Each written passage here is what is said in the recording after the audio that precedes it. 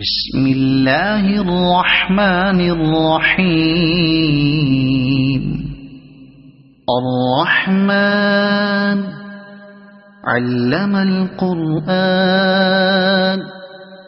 خلق الإنسان علمه البيان. الشمس والقمر بحسبان والنجم والشجر يسجدان.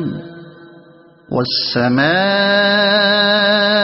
رفعها ووضع الميزان ألا تطغوا في الميزان وأقيموا الوزن بالقسط ولا تخسروا الميزان. والأرض وضعها للأنام فيها فاكهة والنخل ذات الأكمام والحب ذو العصف والريحان. فبأي آلاء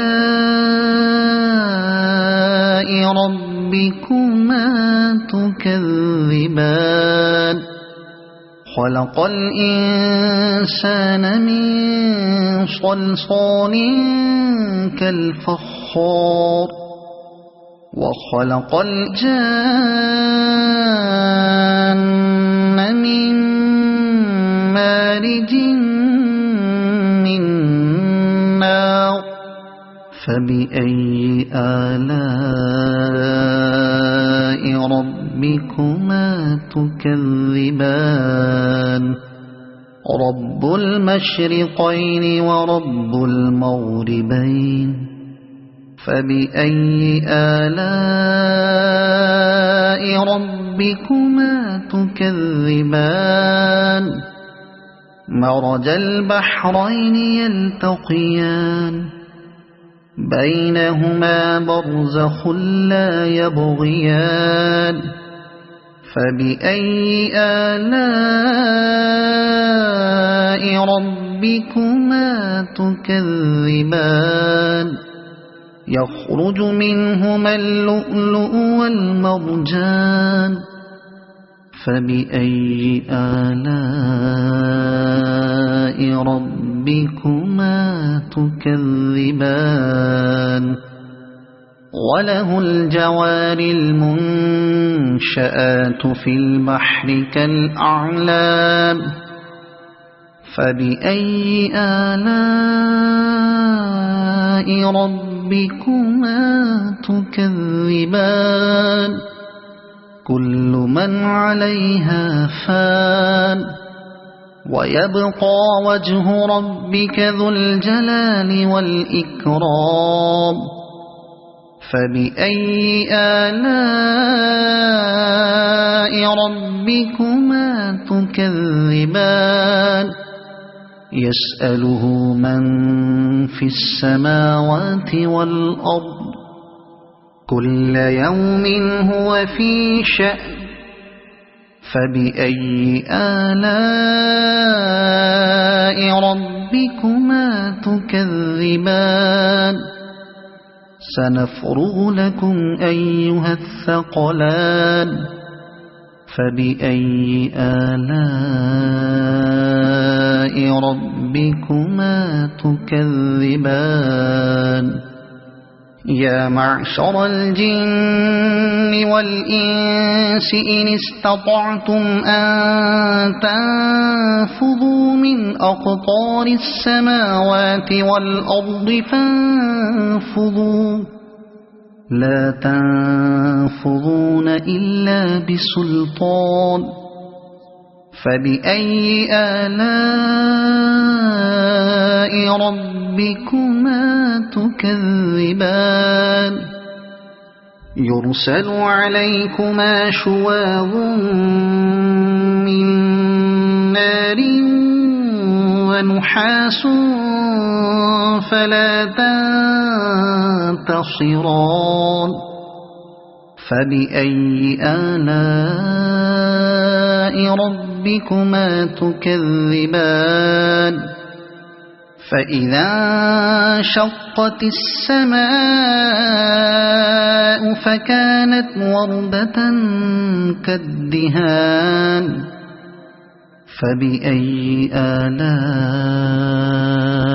ربكما تكذبان فيومئذ لا يسأل عن ذنبه إنس ولا جان فبأي آلاء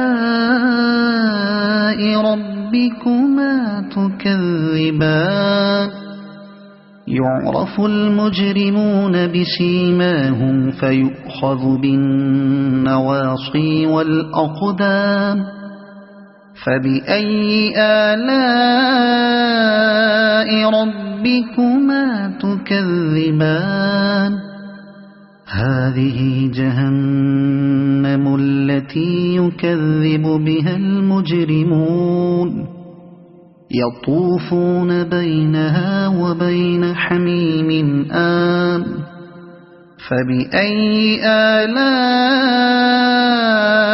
ربكما تكذبان ولمن خاف مقام ربه جنتان فبأي آلاء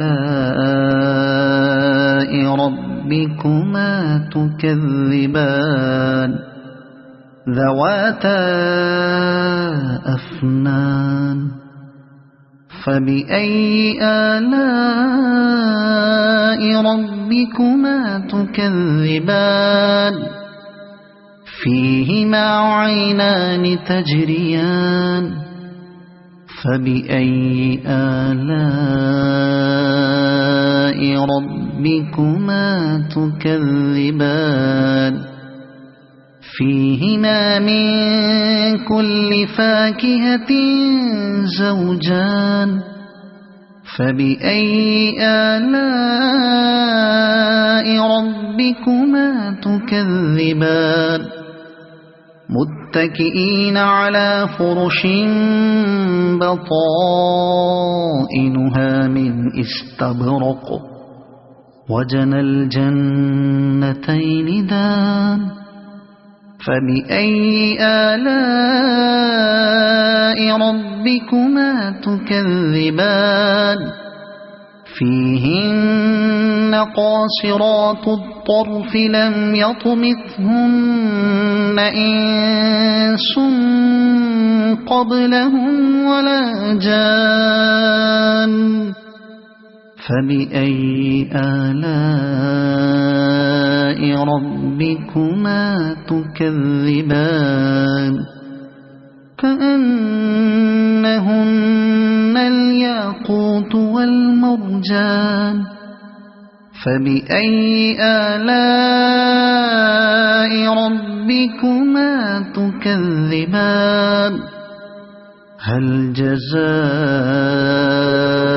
الإحسان إلا الإحسان فبأي آلاء ربكما تكذبان ومن دونهما جنتان فبأي آلاء ربكما تكذبان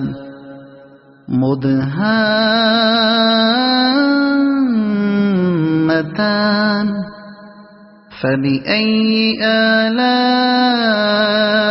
ربكما تكذبان فيهما عينان نضاختان فبأي آلاء ربكما تكذبان فيهما فاكهة ونخل ورمان فبأي آلاء ربكما تكذبان فيهن خيرات حسان فبأي آلاء ربكما تكذبان حور مقصورات في الخيام فبأي آلاء